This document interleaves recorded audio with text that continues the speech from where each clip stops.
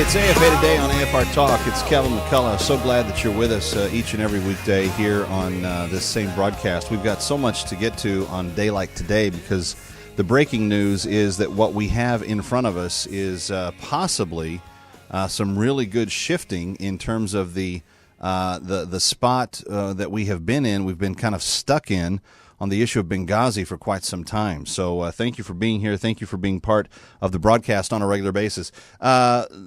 Going to take your calls, 888-589-8840, 888-589-8840.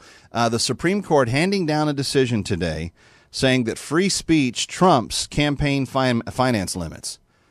Free speech is worth protecting. Campaign finance limits is a bogus thing. Or so they are arguing today, and we will find out more as we go through the afternoon. Keep you posted on that. But I do want to get to the other story because this is a significant issue. Today, going up on Capitol Hill in front of a subcommittee, I think in the House, you had the ex-CIA director. That was for the first time making his presence return to that chamber. He's given mixed testimony in the past, and so this has created some problems for the man who was kind of in the know to know. And at the end of the day, he's said two different sets of things, and now he's claiming one other thing that is different, and we will talk about that as we take your phone calls, 888-589-8840. But I want to let those of you weigh in that wanted to weigh in on the Supreme Court issue first have a chance to. Vern in South Dakota, you're on with Kevin McCullough. Welcome. Glad you're here. Good morning, Kevin. When you mentioned making money to counter, and to be able to contribute to free speech, I was reminded of the Stephen Baldwin statement that he said if he came into $1 billion, he would use it to counter everything that George Soros is doing. Yeah, I don't have a problem with that. That's a good thing, yes. Yeah. So you're happy with the Supreme Court today? I am, yes, and I think it would help American Family Radio. Well, I don't know that it is harming us the way things are now, but let me just say very clearly, more speech is always good. More speech is always good. When people try to limit speech, that is not good. More speech, always good. And when they try to take your speech from you, what you do is you speak louder. You don't capitulate. You don't say, okay, well, they said we can't talk about this, or we're not going to be allowed to raise our voice. No. You don't even ask permission. If they try to squelch speech, you speak louder. You continue to speak until they either relent or they try to muzzle you even more. And if that's the case, then we've all got problems at that point. But I can't express how strongly I feel about this. The campaign finance laws that got passed a few years ago, and everybody was all applauding. John McCain was all happy with himself. Oh, look at what we did. We passed the McCain-Feingold campaign fine. All we did was we limited the ability for people to make their case. And meanwhile, you did have operatives like George Soros that were out there figuring out every loophole possible, starting phony corporations off the shores of America, doing all kinds of things to get things up and running.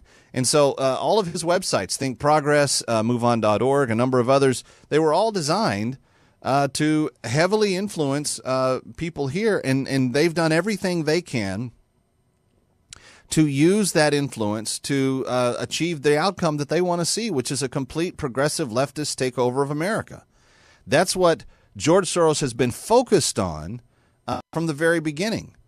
So for his group to be complaining about the justices saying, well, actually, we're not going to limit speech. Speech shouldn't be limited. Whether you disagree with it, whether you find it profoundly offensive or not. Look, the market will take care of offensive speech. Let me demonstrate. The government may not care if somebody makes a pornographic movie and put it in a theater. But the communities of Christian moviegoers across the country, they may very much care about such a thing. And they may boycott. They may not show up. They may decide to do some sort of campaign against it. But they'll raise awareness. They'll decide if that exhibit of speech is successful in the culture or not. The government has no role in that. The government shouldn't be allowed to have a role in that. It's not the government's job to pick favorites and winners or non-favorites and losers. That's the job of the community. That's the job of the individual citizens. That's the job of we, the people. It's not the job of tyrants in black robes, people that are feeding off the tax dollar by being reelected and accomplishing nothing in Congress. It's not their job at all. They have no right to that. The marketplace will settle those issues. The marketplace will speak and decide what we think is good speech and bad speech. It'll all be determined by those that exist within the culture. And that's where I want it. I don't want the federal government putting its hand on any of this stuff. It's bad news. 888-589-8840. Your thought as the Supreme Court has struck down caps on contributions that can be made for political purposes or causes. Let's go to Wade in Illinois. Hi, Wade. Welcome. You're on with Calvin McCullough. Glad you're here. Bless you, man. We need to be American people that God designed us to be, and the ones that are elected, we elect them. We the people. It's just wrong, and it's just wrong. We need to just do what's what wrong? God told us to do, what God created to do, help one another. Like it's health care. We should not be forced Wade, what are you saying is wrong? I'm not following you. What are you arguing is wrong? We're allowing, you're saying the government, sir. We are the government. We the people. I'm saying you said something was wrong. I just want to understand what you're saying is wrong. The direction of this government. It's selfishness. It's one-sided. It ain't the way God intended it to be. Okay, what do you think of the Supreme Court ruling that we were just talking about? I think that it's wrong. The Supreme Court ruling is wrong? It's not God-focused. It's selfishness. What's not God-focused? The Supreme Court. The ruling that they just handed down is self-focused? Run it by me one more time. I'm just asking. You said something was wrong. I'm trying to carefully understand what you're saying was wrong. The Supreme Court today said you cannot limit the amount of contributions made for political purposes, and I'm saying that's a great thing. Are you saying that decision is wrong by the Supreme Court? Sir, yes, I believe it is. Well, why is allowing us to exercise our freedom to speak? Why is that wrong? That's not what I'm saying. That's not what I'm saying. That is what I'm saying, though. The decision that the Supreme Court, what? Money does not talk, and sure we're allowing it to allowing it to rule. Money talks all the time. Wade, what do you spend money on? Silver and gold have I none. Wade, what do you spend your money on? Necessities to live on, to help my neighbor. If I see somebody in need, gasoline to get to work. Food for your kids? Yes. Yeah, so you're using that money to express your support for your children, your commitment to your family, your love for your neighbor. You're using that money to express any number of that money's talking big time. No, I'm using that to help. My expression is love. That money, right? But you're dedicating, Wade. You're dedicating. I don't think we're in as much disagreement as you may feel we are, Wade. You're using the money to express a number of things. That money is speaking. When you spend it on feeding your children, you're communicating, you're speaking commitment to your family. When you use it to help your neighbor in need, you're expressing, you're communicating love for that neighbor. Money is very much tied to speech.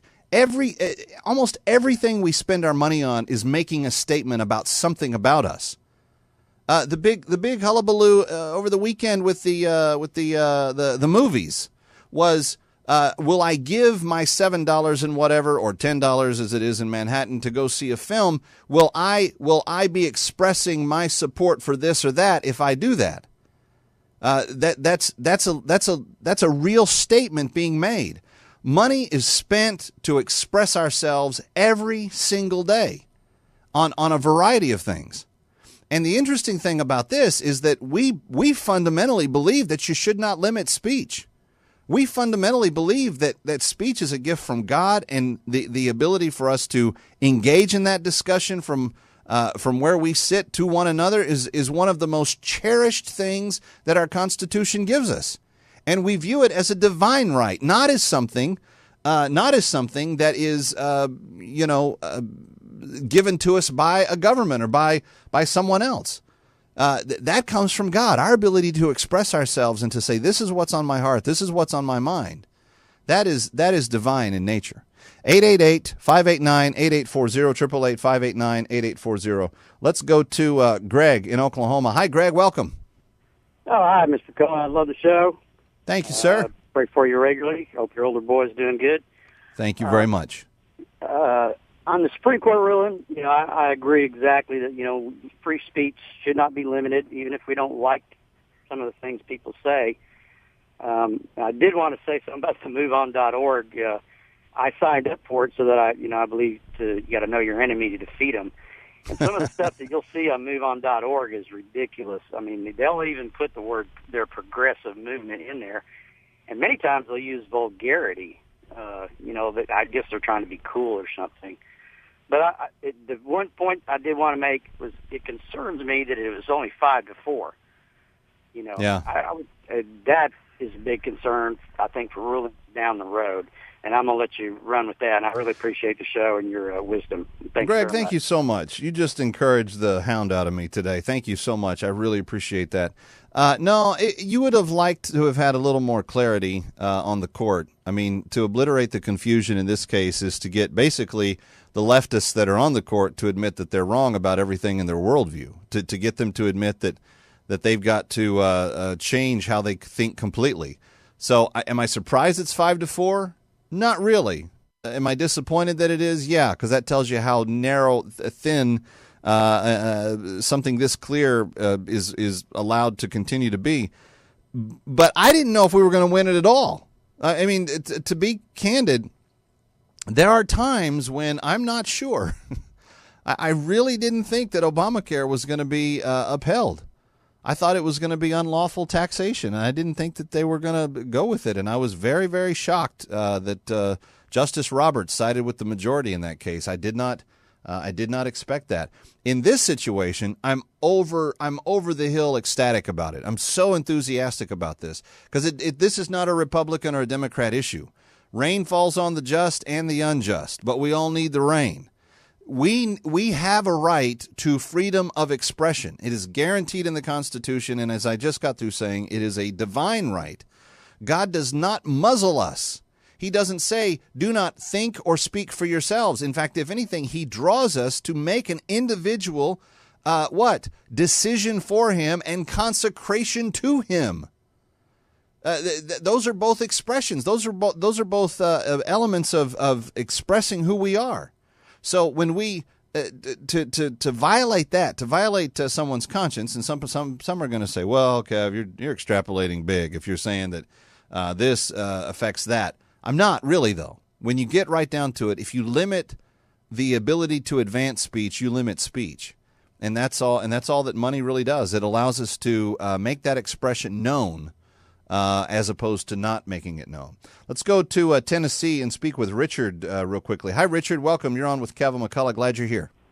Hey, thank you, Kevin. I'm pretty disappointed, actually, as a Christian myself. I believe that this only benefits people with a lot of money. How can any small person with any money, small amount of money, hope to get their speech through? They're not. Only millionaires are. And, what would Jesus think of this whole thing? He wasn't about money. He was about speech. So, no, speech does not equal money. Money does not equal speech. That's a cop-out, It really is. So, Richard, do you have a general? And I want to be careful how I ask because I'm not trying to accuse. I'm trying to find out. Sure.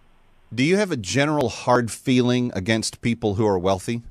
Not at all. I have a little bit of disdain for the way the government's set up right now, and I think more Americans than you might want to think do also.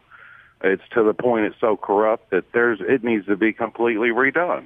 No, I completely agree with you on that. But let me ask you this. Who are the job creators in a society? Have you ever worked for a poor person? No, I've either worked for myself or another, but it's still, that doesn't equate to free. How does that equate to any free speech issue? Even the if you issue, work and the you get issue a of meager being salary able from a rich person, you're not the one getting to have the money to send to get your. Do you believe that the country would be better if we had more wealthy people or fewer wealthy people? I don't think it matters. I think that. That's where probably would be better if we had less wealthy people. See, that's where I would disagree. It changes them. For me, it would be better if we had more wealthy, righteous people. That would be the ideal, because wealth in and of itself is not evil, and the accumulation of it is not evil. And someday, I hope to use wealth that I hope to someday earn to bless a whole lot of people in a whole lot of ways. We'll talk more about that when we come back. It's AFA Today on AFR Talk. I'm Calvin McCullough. Thanks for being here.